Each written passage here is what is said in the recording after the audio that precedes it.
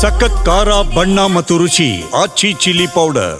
Sandalwood ನಟಿ ಆರೋಪ ಮಾಡಿದಂತಹ ಏನು AVR ರೆಡ್ಡಿ ಅವರ ಮೇಲೆ ಒಂದು ಆರೋಪವನ್ನು ಮಾಡಿದ್ರು. ಅದಕ್ಕೆ ಸಂಬಂಧಪಟ್ಟಂತೆ ಇವತ್ತು ಸುದ್ದಿಗೋಷ್ಠಿಯನ್ನು ಮಾಡಿ ಒಂದು ಸ್ಪಷ್ಟನೆಯನ್ನು ನೀಡಿರ್ತಕ್ಕಂಥದ್ದು. ಈ ಸಂದರ್ಭದಲ್ಲಿ ನಮ್ಮ ಜೊತೆ AVR ರೆಡ್ಡಿ ಅವರಿದ್ದಾರೆ. ಸೊ ಮೊದಲೇದಾಗಿ ಸರ್, ಏನೆಲ್ಲ ಆಯಿತು, ನಿಮ್ಮ ಮೇಲೆ ಅವರು ಸುಮ್ಮನೆ ಹೇಗೆ ಆರೋಪ ಮಾಡ್ತಾ ಇದ್ದಾರೆ ಅಂತ ಅನ್ಸುತ್ತೆ? ಅದನ್ನು ತಿರ್ಗಾ ಎಲ್ಲರಿಗೂ ಅದನ್ನೇ ಹೇಳ್ತಾ ಇದ್ದೀನಿ sir. Is a very surprising act and I don't know why she is done it, what is our motive ಅಂತ.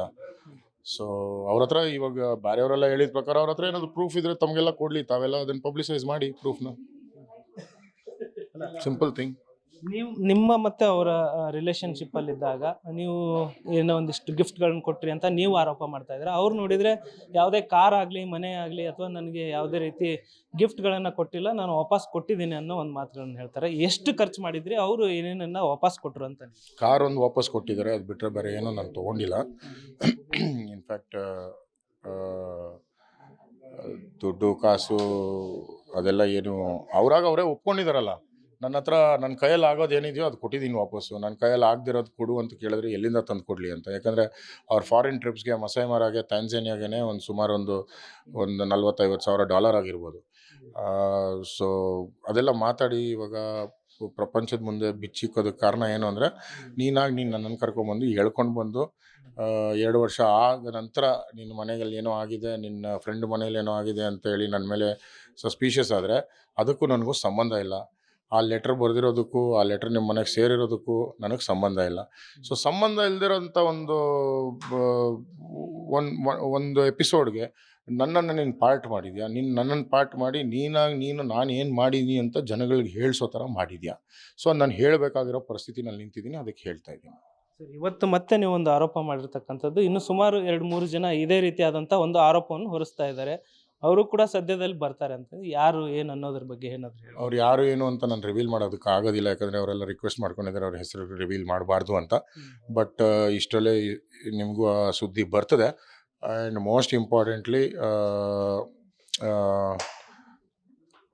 Modus operandi is the same. ಅವ್ರ ಹತ್ರನೂ ಇದೇ ಥರ ಮದುವೆ ಮಾಡ್ಕೊತೀನಿ ಇನ್ನೊಂದು ಅಂತ ರಿಲೇಷನ್ಶಿಪ್ಪಲ್ಲಿ ಇದ್ದು, ಆ ನಂತರ ಅವ್ರ ಹತ್ರನ ದುಡ್ಡು ಇಸ್ಕೊಂಡು ಇದೇ ಸೂಯಿಸೈಡಲ್ಲಿ ಅಟೆಂಪ್ಟ್ ಮಾಡ್ತೀನಿ, ಟ್ಯಾಬ್ಲೆಟ್ ತಿಂತೀನಿ, ಹ್ಯಾಂಗ್ ಮಾಡ್ಕೊತೀನಿ ಅಂತ ಹೇಳಿ ಅವ್ರಿಗೂ ಇದೇ ಥರ ಮೋಸ ಮಾಡಿದ್ದಾರೆ. ನಿಮ್ಮ ಈ ಪೀರಿಯಡ್ ಏನಂದ್ರೆ ನೀವು ಲಿವಿನಲ್ಲಿ ಇದ್ದಿಲ್ಲ, ಅದಕ್ಕಿಂತ ಬಿಫೋರ್ ಆಗಿದ್ದ ಅಥವಾ ಅದಾದ ಮೇಲೆ ಇದಾಗಿರೋದು? ಇಲ್ಲ, ನನ್ನ ರಿಲೇಷನ್ಶಿಪ್ಗಿಂತ ಮುಂಚೆ ಆಗಿರೋಂಥ ರಿಲೇಷನ್ಶಿಪ್ಸ್. ಓಕೆ, ಮುಂದಿನ ನಿಮ್ಮ ಒಂದು ನಡೆ ಏನಾಗಿರುತ್ತೆ ಅಂತ ಸರ್? ನನಗೆ I have no motive of taking any kind of legal action. ಯಾಕಂದರೆ I know it is waste of time, waste of energy. ನಾನು ನಾಳೆ ದಿನ ಒಂದು ರಿಕವರಿ ಸೂಟ್ ಹಾಕಿದ್ರೂ ಅವ್ರ ಹತ್ರ ಕೊಡೋಕೆ ಏನೂ ಇಲ್ಲ ಅಂತ ನನಗೂ ಗೊತ್ತು. ಸೊ ಹಾಕಿ ಏನು ಸುಖ. And I don't want to break my head. ಈ ಪ್ರೋಸೆಸ್ ನಿಂತೋದ್ರೆ ಸಾಕು ಅನಿಸ್ಬಿಟ್ಟೈತೆ. ಆ ಹುಡುಗಿ ಮಖ ನೋಡೋಕ್ಕೂ ನನಗೆ ಇಂಟ್ರೆಸ್ಟ್ ಇಲ್ಲ, ಆ ಹುಡುಗಿ ರೀಚ್ ಔಟ್ ಮಾಡೋದಕ್ಕೂ ನನಗೆ ಇಂಟ್ರೆಸ್ಟ್ ಇಲ್ಲ. So I don't think I will take any legal action. ಅವ್ರು ಮಾಡಿರೋಂಥ ಕೇಸಲ್ಲೇ ಲೀಗಲಾಗಿ ಫೈಟ್ ಮಾಡಿ ಅದೇನಿದೆಯೋ ಅದನ್ನು ಸಾರ್ಟ್ ಔಟ್ ಮಾಡಿ. ಸರ್, ಮದುವೆ ಹಂತದವರೆಗೂ ಹೋದಂಥ ಈ ಒಂದು ಸಂಬಂಧ ಏಕಾಏಕಿ ಮುರಿದು ಬೀಳೋದಕ್ಕೆ ಏನು ಕಾರಣ? ಮೇನ್ ರೀಸನ್ ಏನು? ಅದೇ ಆ ಹುಡುಗನ ಜೊತೆ ರಿಲೇಷನ್ಶಿಪ್ಪಲ್ಲಿ ಇದ್ದಿದ್ದಕ್ಕೆ V parted ways. Okay sir, ನಿಮ್ಮ ಹತ್ರ ಡಾಕ್ಯುಮೆಂಟ್ ಇದಾವೆ ಅಂದಿಲ್ಲ, ಏನು ಡಾಕ್ಯುಮೆಂಟ್ ಇದೆ, ಯಾವಾಗ ಸಬ್ಮಿಟ್ ಮಾಡ್ತೀರಾ? ನಾಳೆ ಸಬ್ಮಿಟ್ ಮಾಡ್ತೀನಿ. ಇವತ್ತು ಸದ್ಯಕ್ಕೆ ಪೊಲೀಸ್ ಡಿಪಾರ್ಟ್ಮೆಂಟ್ ಕೊಟ್ಟು ಆಮೇಲೆ ಎಲ್ಲ ಡಾಕ್ಯುಮೆಂಟು ನಿಮ್ಗೆ ಸಬ್ಮಿಟ್ ಮಾಡ್ತೀನಿ. ಓಕೆ, ಫೈನಲ್ ಆಗಿ ಅಂದರೆ ನೀವು ಅವರು ಕಾಂಪ್ರಮೈಸ್ಗೆ ಏನಾದರೂ ಕೂತಿದ್ರಾ? ಆ ಟೈಮಲ್ಲಿ ಏನಾದರೂ ನಿಮ್ಮಿಂದ ಡಿಮ್ಯಾಂಡ್ ಮಾಡಿದ್ರಾ ಅಥವಾ ಏನು ಮಾತುಕತೆ ನಡೀತು?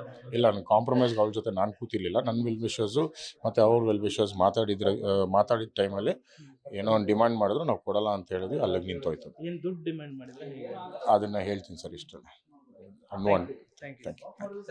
ಇದಿಷ್ಟು ಅರವಿಂದ್ ರೆಡ್ಡಿ ಅವರ ಮಾತಾಗಿತ್ತು. ಕ್ಯಾಮ್ರಾ ಪರ್ಸನ್ ಗೌತಮ್ ಜೊತೆ ಧನು ಎಲ್ಗಾಜ್, ಪಬ್ಲಿಕ್ ಟಿವಿ, ಬೆಂಗಳೂರು.